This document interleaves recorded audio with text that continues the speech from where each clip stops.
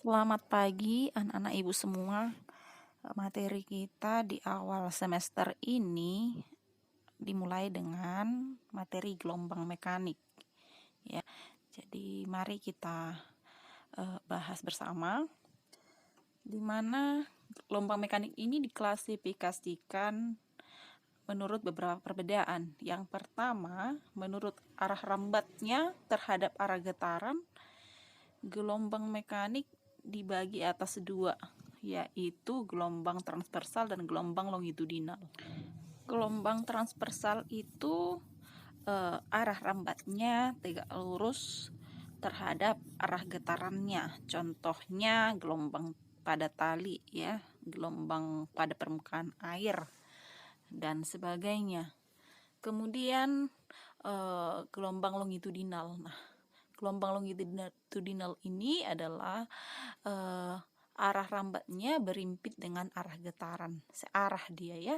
Jadi itu contohnya gelombang bunyi dan juga gelombang pada selinki. Apa selinki? Pegas ya. Jadi gelombang bunyi, gelombang pegas itu termasuk ke dalam gelombang longitudinal. Ya, gelombang juga dapat dibedakan berdasarkan medium yang dilalui ya. Jadi berdasarkan itu ada dua bagian, yaitu gelombang mekanik dan juga gelombang elektromagnet. Kalau dia gelombang mekanik, dia merambat memerlukan medium ya, ataupun memerlukan perantara gitu ya. Jadi contohnya gelombang bunyi dan gelombang pada tali.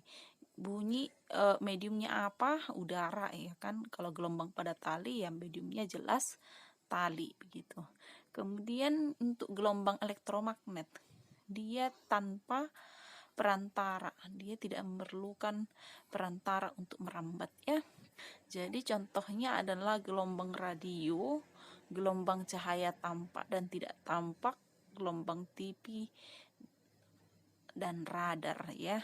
Jadi ini contoh gelombang elektromagnet yang tidak membutuhkan medium untuk merambat.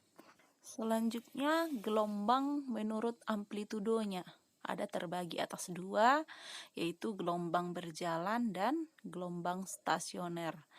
Kalau dia gelombang berjalan, amplitudonya pada setiap titik dia selalu sama.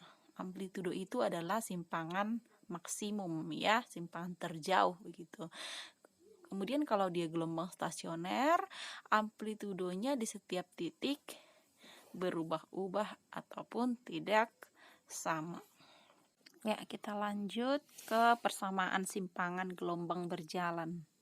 Nah, di sini kamu bisa lihat gambarnya ya. Di situ ada titik O, yaitu yang merupakan sumber getar. Kemudian jarak dari O ke P itu disebut X ya, yaitu jarak satu titik terhadap sumber getarnya.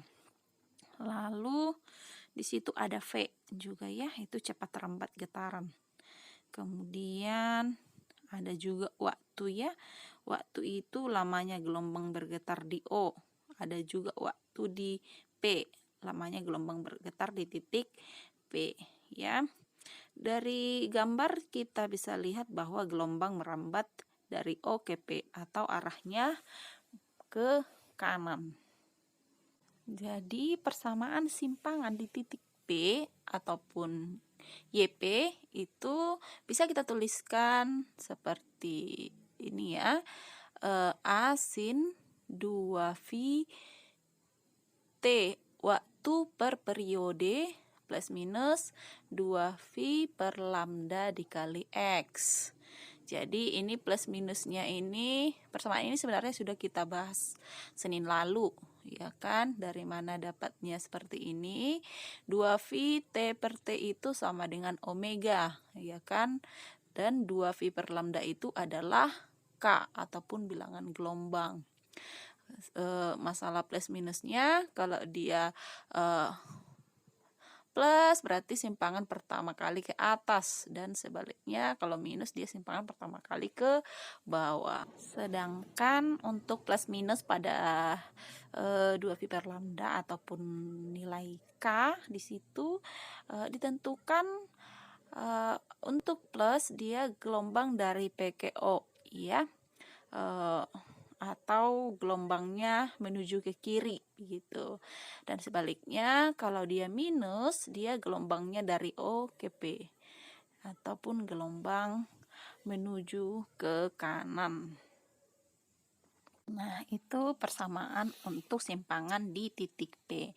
Nah, kalau untuk persamaan simpangan di titik O, dia cukup kita buat Y sama dengan A sin omega T. Dia tidak ada penambahan 2V per lambda kali X begitu ya. Ataupun bisa kita tulis A sin omeganya kita ganti menjadi 2V per T dikalikan dengan T. Contoh soal.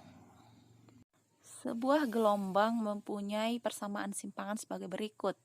Y sama dengan 6 sin 0,02 V X ditambah 4 V T. Hitunglah A amplitudo, B panjang gelombang, C frekuensi, D kecepatan getaran maksimum, E percepatan getaran maksimum, F arah rambat gelombang, dan G arah getaran pertama kali. Nah, mari kita selesaikan bersama. Ya, dari soal persamaannya langsung kita tulis kembali, yaitu 6 sin 0,02 Vx ditambah 4 Vt. Nah, dari persamaan ini bisa kita perhatikan ke persamaan umumnya tadi, yaitu A sin omega T ditambah Kx. Jadi kita sesuaikan saja dia letaknya sesuai dengan A sin omega T ditambah Kx ya. Jadi dia yang dikalikan dengan T itu adalah 4V, berarti 4V itu adalah nilai dari omega begitu. Dan sedangkan yang dikalikan dengan X adalah 0,02 V. Maka nilai K di situ adalah 0,02 V begitu.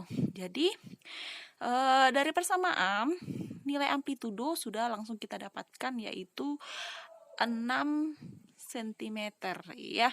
Karena oke, di soal tidak dikatakan dia dalam meter atau dalam sentimeter, tetapi dia nilai amplitudonya ada di situ sudah tertera, yaitu 6.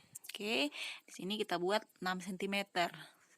Untuk yang B, nilai K. Tadi nilai K-nya adalah 0,02. Sedangkan K itu didapat dari 2V per lambda. Ingat ya. Maka panjang gelombang dapat kita tentukan dengan membagikan 2V dibagikan dengan nilai K, yaitu 0,02 V. Maka hasilnya adalah 100 cm untuk panjang gelombang. Kemudian yang C yang ditanya tadi adalah frekuensi.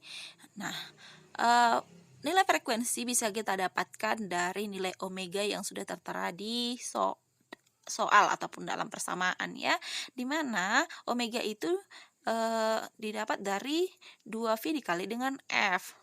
Di situ omega nilainya adalah 4V ya. Jadi frekuensinya adalah 4V bagi 2V sama dengan 2 Hz. D kecepatan maksimum. Untuk kecepatan maksimum kita dapatkan dari turunan simpangan terhadap waktu. Kalau tadi simpangan sama dengan Y sama dengan A sin omega T tambah Kx, diturunkan terhadap T menjadi A omega cos omega T tambah Kx. Makanya di sini 6 dikali 4 V cos 4 Vt ditambah 0,02 V. Jadi untuk cos 4 Vt tambah 0,02 V di sini sama dengan 1 karena kecepatan maksimum gelombang otomatis sama dengan 1 ya. Maka kecepatan maksimumnya adalah 6 kali 4 tadi sama dengan 24 V cm per sekon. Selanjutnya yang E, percepatan maksimum. Nah, percepatan maksimum ini merupakan turunan kedua dari simpangan ataupun turunan dari kecepatan maksimum ya. Jadi turunan dari kecepatan maksimum adalah min A omega kuadrat sin 4Vt tambah 0,02 V. Jadi kecepatan maksimumnya sama dengan, karena tadi sin 4Vt tambah 0,02 V sama dengan 1, maka kecepatan maksimumnya sama dengan A omega kuadrat. A-nya 6, omeganya 4, dikuadratkan 16 ya. Jadi 6 kali 16 sama dengan 96 V kuadrat cm per sekon. Yang F, arah rambat gelombang. Nah, arah rambat gelombang ini kita lihat dari plus minusnya, yaitu pada plus 4 Vt. Kalau dia plus, ingat, maka arah rambatnya menuju ke kiri. Sedangkan untuk yang G, yaitu arah getar pertama, kita lihat dari nilai amplitudo. Kalau amplitudonya bernilai negatif, maka dia pertama kali getarnya dari bawah ke atas. Sedangkan kalau dia positif, berarti nilai arah getarnya pertama kali dari atas ke bawah begitu. Jadi kalau kita lihat dari sini 6 sin ya, 6 berarti amplitudonya sama dengan 6 ya. Maka arah getarnya itu pertama kali adalah ke atas. Ya, sampai di sini dulu. Sampai jumpa minggu depan.